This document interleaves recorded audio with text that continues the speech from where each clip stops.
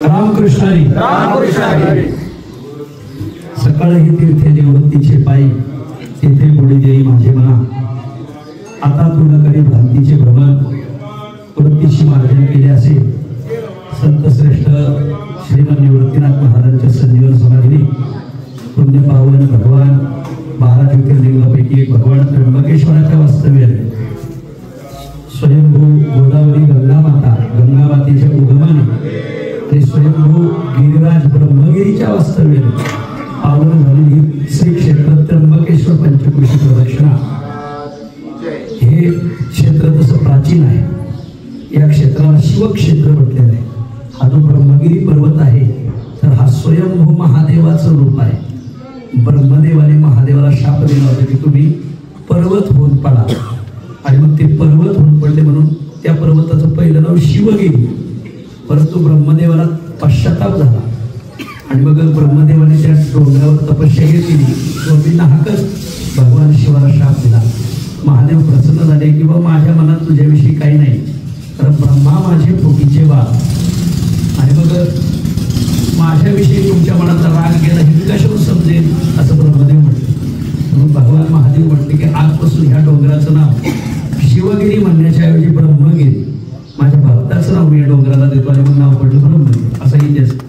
इथं गौतमाने गंगा गोदावरी माता प्रकट केलेली आहे। श्रीमंत निवृत्तीनाथांची समाधी आहे आणि स्वयंभू भगवान त्र्यंबकेश्वर आहे। त्र्यंबकेश्वराचं शिवलिंग तिथे ब्रह्मा विष्णू महेश अशा तिघांचा निवास आहे। असे 3 देवता तिथं राहतात। शालिवाहन शके 1218 माऊलीला समाधी दिली, आणि मग ही सगळी मंडळी माऊलीला समाधी देऊन कोंढणपूरला गेली। कोंढणपूरवरून ही सगळी मंडळी सोपान देवाला गेली। सोपान देवाला समाधी दिली मार्गशीर्ष वद्य त्रयोदशी शालिवाहन शके 1218। त्यानंतर ही सगळी मंडळी तिथून भुलेश्वरला आली। मार्गी चालत आधी भक्त आणि हरी आले भुलेश्वरी देव। भुलेश्वराला लागी पूजा केली, सांग भक्त पांडुरंग 3 रात्री। तिथून ही सगळी मंडळी पारनेर तालुक्यात सिद्धेश्वर येत्या सिद्धेश्वरला आली। तेथून वैष्णव चाली आले हरी आले सिद्धेश्वरी देव भक्त। पराशर ऋषीचे स्थळ पुरातन राहिले नारायण पंचरात्र। तिथून मग कचेश्वराला गेली, तिथून कपिलेश्वराला गेली। ही गोदावरीच्या काठावर कोपरगाव तालुक्यात देवस्थान आहे। तिथून ही सगळी मंडळी पुलतांब्याला गेली। पुलतांब्यावरून ही सगळी मंडळी नेवाशा चांगोबाला समाधी दिली। नामामध्ये देवा तीर्थक्षेत्र चांगले चित्त मनोरंगले चांगोबाचे। तिथून ही सर्व संत मंडळी नेवाशाला गेली, तिथं 10 रात्री राहिली। तिथून ही सगळी मंडळी गोदावरीच्या काठावर कायगाव टोक म्हणून तिथं आली। टोकेश्वराला गेली, तिथं टोकेश्वराची सेवा केली, पूजा केली। तिथून मग ही सगळी मंडळी पैठणला गेली। पैठणहून आपेगाव वेरूळ महत्नगर, त्याला कोणी कोथळी म्हणतं, कोणी नेवळ म्हणतं। आणि तिथं मुक्ताईला समाधी दिल्यावर निवृत्तीनाथ महाराज कष्टी झाले। आता माझे श्रम घेऊ नको हरी, जावे त्र्यंबकेश्वरी समाधीला।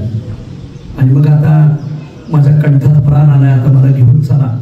मग अर्धमास वैशाख अर्धमास ज्येष्ठ फार होती कष्ट निवृत्ती राजा।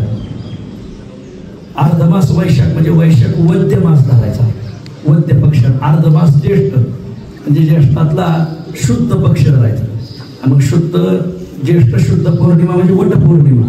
वटपौर्णिमेपर्यंत ही सगळी मंडळी तिथं मेहुणला किंवा कोथळीला होती, आणि तिथून मग ही सगळी मंडळी आता तिथून 5 दिवसात तिथं पंचवटीला यायचं होतं। मग यायचं कसं, तर मग ही सगळी मंडळी विमानी बैसली विठ्ठल सुखा पडते घेतला निवृत्ती मध्यभागी।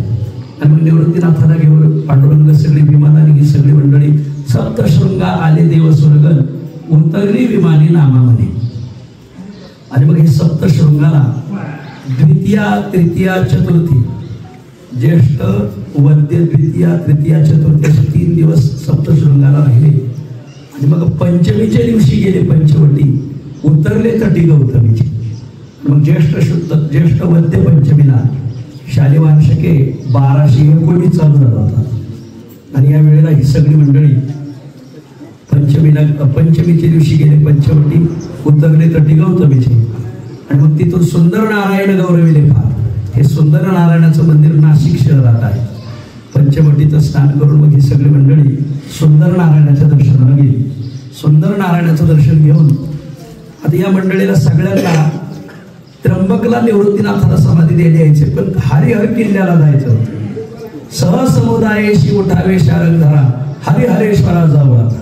तर हा हरिहर किल्ला निवृत्तीनाथाच्या नीट पाठीमागे बघा असं.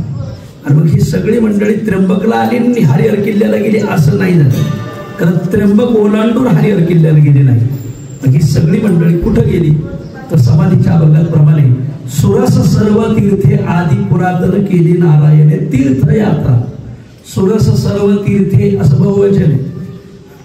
सर्व तीर्थ करत गेली. मग इथं सर्व तीर्थ कुठं कुठं आहे? सुरस सर्व तीर्थे आदी पुरातन. तर मग हे कावलईला धारा तीर्थावर गेले, जिथं आपला उद्याचा मुक्काम. आणि मग ही सगळी कावलईला धारा तीर्थावर गेली, तिथं धारा तीर्थाचं स्नान केलं. तिथून मग ही सगळी मंडळी सहसमुदायाशी उठावी शारंगधरा हरिहरेश्वरा जवळ हरिहर किल्ल्याला गेली.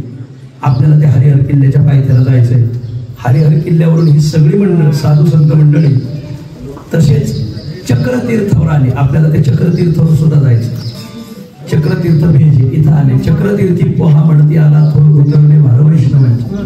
चक्रतीर्थावर ही मंडळी खाली कोटी तीर्थ, त्या कोटी तीर्थालाही आपल्याला जायचं. आणि मग तिथं नामामध्ये कोटी तीर्थाचे तीर्थ वळले पैसाचे पाप जाईल अनंत जन्माचे एक स्नान केले. कोटी तीर्थावरून हे सगळी मंडळी इथं आली. मग कुशावर्तावर स्नान करून द्वादशीला निवृत्तीनाथाला समाधी दिली.